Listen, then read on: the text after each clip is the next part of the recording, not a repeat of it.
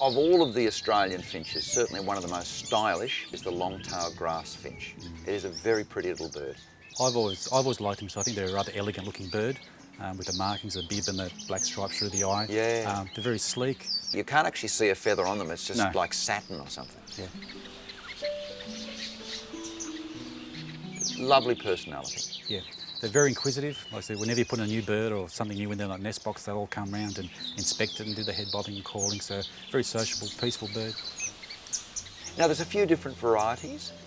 Two, I've got what's called the yellow-billed longtail. There is another subspecies called the hex longtail.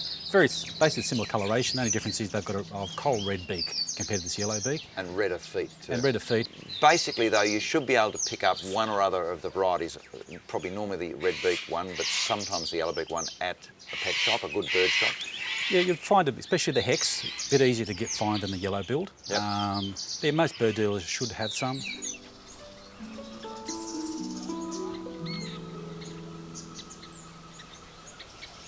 We should just mention that there are aviculture clubs pretty well right around Australia. Very true. I think, yeah, with most of I'm a member of several bird societies, and as a new member, they're very welcoming. I think with bird breeders, we all like to share information. We all like to compare how your birds are doing, if you've got any handy tips for improving breeding. So, yeah, very friendly bunch.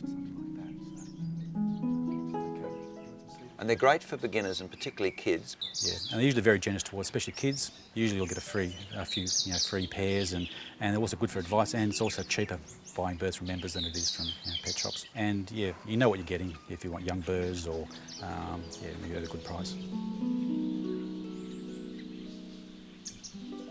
When do yours normally breed? They've got 2 seasons, probably from about January, February through to about May. Then they take a bit of a break, and then again around October, November, December, you might get another nest in there. And they build their own nest, which is quite nice. Yeah, they're quite a large nest. It's probably about 18 centimetres or so with a long tunnel, about a 10 centimetre tunnel. So they do like long, fine pieces of grass, and they usually line it with feathers. I've used an old onion bag full of white feathers, and they just pick the feathers through the onion bag. Feeding them is not that complex. No, easy, apart from the usual normal finch mix and grit.